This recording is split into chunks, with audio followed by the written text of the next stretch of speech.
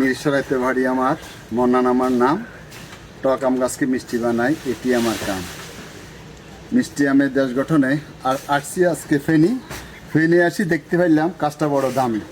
সুপ্রিয় বন্ধুরা, আজকে আমি এসেছি ফেনী উপজেলার, ফেনী জেলার সোনাগাজী উপজেলার না শামীম ভাই, এটা কি গ্রামটা?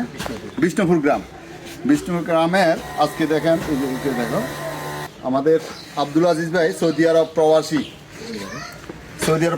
আব্দুল আজিজ ভাই ফেসবুক থেকে আমার নাম্বারটা সংগ্রহ করে গত এক সপ্তাহ আগে।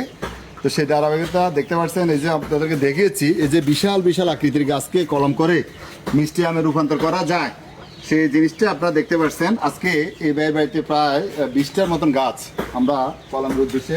সাইম ভাই আসেন, সাইম ভাই আমার সাথে আছে, আজিজ ভাই ছোট ভাই। তো ভাই মন খারাপ? হ্যাঁ, এই যে এতগুলা গাছ কাটি ফেললাম, ভেজাল আসবো কি আসতো না? হ্যাঁ, এটা একটা সমস্যা না? তো না আসলে তো আমার ফাইবে না। আমার বাড়ি কোথায়? চট্টগ্রাম। তো গাছগুলো কাটি ফেললেন, তো রেজাল্ট যদি না আসে তখন আপনি কারে ধরবেন? হ্যাঁ, আমি তো জায়গা সমিতি কিছু আপনাদেরকে দিয়ে যাই না যে ভাই রেজাল্ট না আসলে বিশ্বাসের উপর কাজটা করতে হবে নাকি? বিশ্বাসে মুক্তি মিলে তর্কে বহুদূর। আর আজকে শুধুমাত্র বিশ্বাসকে বিশ্বাস করতে হবে না, বাস্তবতাটাকে দেখে এখন সিদ্ধান্ত নেওয়ার সুযোগ এসেছে। সেটা আমার ফেসবুক থেকে আমি দেখানোর চেষ্টা করছি বিভিন্ন সময়, যে আম গাছকে কাটিং করে টপ ওয়ার্কিং মাধ্যমে যে এক গাছে একাধিক প্রজাতির আম বানানো যায়, সেটা আমি একাধিক ভিডিওতে দিয়েছি। তো যাক, সেই ধারাবাহিকতা আজকে ফেনী জেলা এই প্রথম আমার জেলার বাইরে এই প্রথম আমি এসেছি ফেনীতে। এটা ইনশাল্লাহ কোরবানের পরপর আপনারা দেখতে পাবেন বিভিন্ন জেলাতে আমি ইনশাল্লাহ সফর করব।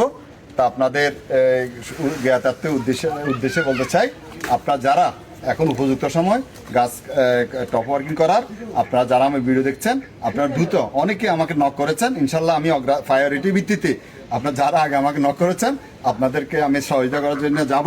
এখনো যারা সিদ্ধান্ত নিতে পারেন নাই তারা আসবেন। তো শামীম ভাই আছেন, শামীম ভাই থেকে কিছু শুনি। ভাই বলেন।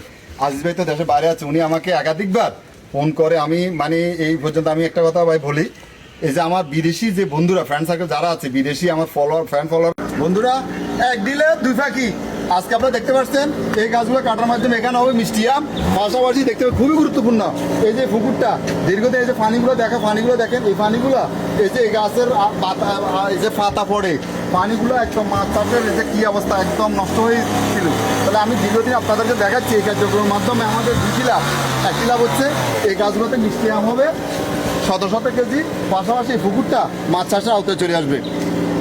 এই কার্যক্রমটা আমি মনে করি প্রত্যেকটা বাড়িতে, সমগ্র বাংলাদেশে এই কার্যক্রম হওয়ার দরকার। আপনারা যারা বুঝেন তারা বুঝছেন, আর যারা বুঝেন না তারা একটু অপেক্ষা করেন, দেখে আপনারা বুঝবেন ইনশাল্লাহ। বাচ্চাকে শুনি সংক্ষেপে বলেন কেমন। এখন তো আমি তো বুঝতেছি আপনার মনের ভিতরে কুকুর করে ভাবি টেনশন করতে, ভাবিও টেনশন করে। টেনশনের কোনো কারণ নাই। আপনার মতন আগে যাদেরকে কাজ করছিলাম তারাও কিন্তু এরকম টেনশন করছিল। আজকে তারা আমি মান্নানের কি মাথায় নিব, না কোলে নিব, না কি করবো? ওই যে বলে না রাখি না ফারিন, না রাখি মাটিতে, না রাখি ফাটিতে, না রাখি ফালঙ্গের উপরে। হ্যাঁ, এইভাবে তারা চিন্তা করতেছে। ইনশাল্লাহ আমি জানি আপনারও সেই মনের দুর্বলতা কেটে যাবে, জাস্ট একটু ওয়েট করতে হবে। কোনো কথা মনে এখনো কনফিউজ, আল্লাহ ভরসা হইতেছ, মান্নান ভাই রুসিল হইতেছ, ফলাফল দেখতে পারি। তবে যদি বেশি কনফিউজ হলে আমি নিয়ে যাবো, কত করে বিক্রি করবেন বলেন, কোনটাকে আমি গাছগুলা প্রতি বছর আপনাকে কত টাকা দিতে হইব।